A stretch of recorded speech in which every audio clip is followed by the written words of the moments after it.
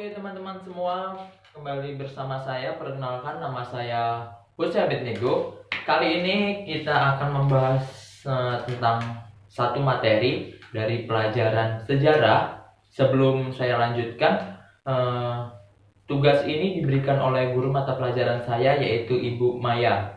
Jadi menghadapi situasi COVID-19 yang akhir-akhir ini semakin memburuk, kita sama-sama berdoa agar supaya virus ini cepat berlalu.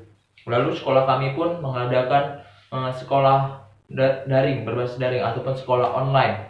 Nah, oleh sebab itu semua tugas-tugas dikirimkan melalui WhatsApp group, Google Classroom, dan lain sebagainya. Dan kali ini saya diberi tugas untuk membahas tentang merkantilisme dan kapitalisme.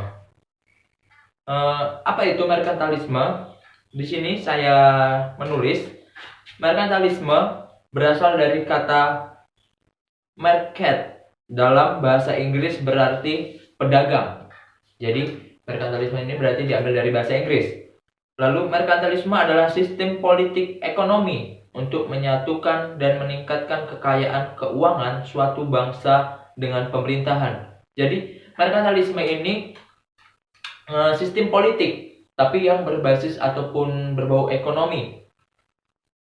Lalu inti dari paham merkantilisme antara lain, sasaran utamanya mendapatkan logam mulia yang sebanyak-banyaknya. Jadi merkantilisme ini memiliki sasaran dengan berdirinya mereka. Berdiri mereka ini memiliki sasarannya itu mendapatkan logam mulia sebanyak-banyaknya, kalau bisa dihabiskan semua. Lalu yang berikutnya, berfokus pada neraca perdagangan surplus. Jadi mereka memiliki fokus mereka yaitu pada neraca perdagangan surplus. Lalu yang ketiga, negara menjadi pelaku utama serta pengendali ekonomi negara. Nah, jadi di sini pengendali utamanya adalah negara. Negara menjadi negara di sini sebagai pelaku utama serta pengendali ekonomi negara. Lalu yang berikutnya, prinsip yang diterapkan negara yang menganut sistem merkantilisme. Prinsip apa yang mereka terapkan? Yang pertama yaitu berusaha menyimpan logam mulia sebanyak-banyaknya. Kalau tadi inti dari pemahaman merkantilisme adalah untuk mendapatkan logam mulia. Jadi kalau di sini prinsip yang diterapkan negara yang menganut sistem merkantilisme adalah berusaha menyimpan logam mulia sebanyak-banyaknya.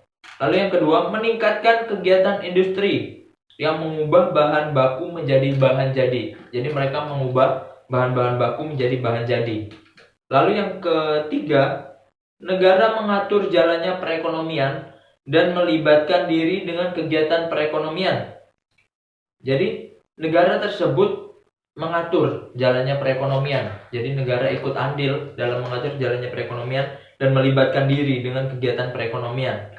Lalu yang keempat di sini, meningkatkan ekspor ke luar negeri agar memperoleh keuntungan besar. Nah, ini yang banyak dilakukan oleh negara-negara merkantilisme, yaitu mereka meningkatkan ekspor ke luar negeri. Agar apa? Yaitu memperoleh keuntungan yang lebih ketimbang dijual di negaranya sendiri dengan harga yang murah, dan mereka bisa menjual produk tersebut atau perekonomian tersebut ke luar negeri dengan harga yang cukup mahal.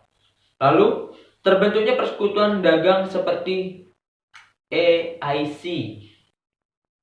Di situ adalah itu di Inggris, dan VOC itu di Belanda, dan Persekutuan Dagang Perancis. Nah, jadi merkantilisme ini membentuk persekutuan dagang seperti AIC di Inggris, VOC di Belanda, dan Persekutuan Dagang di Perancis.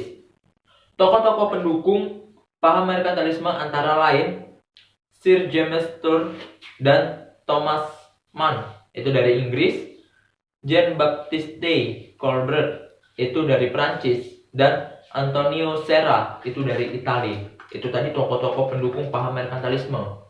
Lalu biasanya kalau udah ada merkantilisme, kita bahas kapitalisme. Di sini juga saya diberikan dua materi untuk saya bahas, yaitu merkantilisme dan kapitalisme. Apa itu kapitalisme? Kapitalisme berasal dari kata kapital yang artinya modal, dan isme artinya paham. Jadi dua kata di situ, modal dan paham. Berarti kapitalisme adalah suatu paham ekonomi yang mengedepankan modal individu. Kapitalisme juga berarti sistem perekonomian yang alat-alat produksi seperti pabrik, tambang, ladang dimiliki oleh individu atau pemilik swasta. Tujuannya adalah agar pemilik modal